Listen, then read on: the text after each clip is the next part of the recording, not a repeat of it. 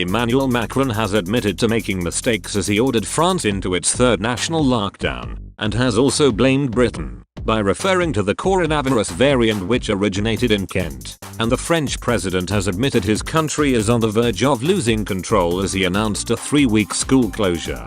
During his televised address, Mr. Macron said, "We've made mistakes. There were delays. There were things that we have corrected. Nevertheless," he warned, "we will lose control if we do not move now." With France's death toll approaching 100,000, intensive care units in the hardest hit regions at breaking point and a sluggish vaccine rollout, Mr. Macron has abandoned his goal of keeping the country open to protect the economy. The announcement means movement restrictions already in place for more than a week in Paris, and some northern and southern regions will apply to the whole country for at least a month. From Saturday, Mr. Macron, 43, had sought to avoid a third large-scale lockdown since the start of the year, instead hoping to steer France out of the pandemic without locking the country down in order to give the economy a chance to recover from last year's slump.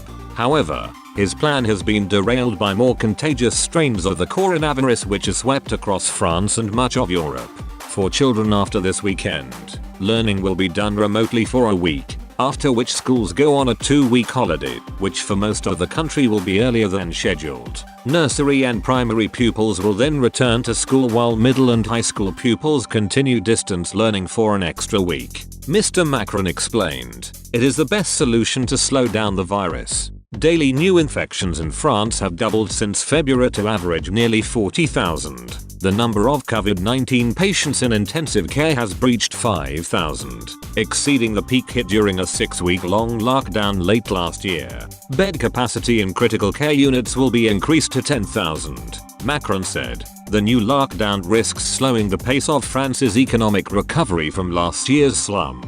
It will force the temporary closure of 150,000 businesses at a cost of £9.4 billion, €11 billion per month. The finance ministry has warned. Mr. Macron said people in their 60s would be eligible for a coronavirus shot from mid-April and those in their 50s a month later. A target of 30 million adults inoculated by mid-June remained the target, he said. Mr. Macron also appeared to point the finger at the UK during the course of his address. He said, "This variant, which was identified for the first time from our British neighbours at the end of last year, and to a certain extent, of course, gave rise to an epidemic within the epidemic, and that is greater than last spring."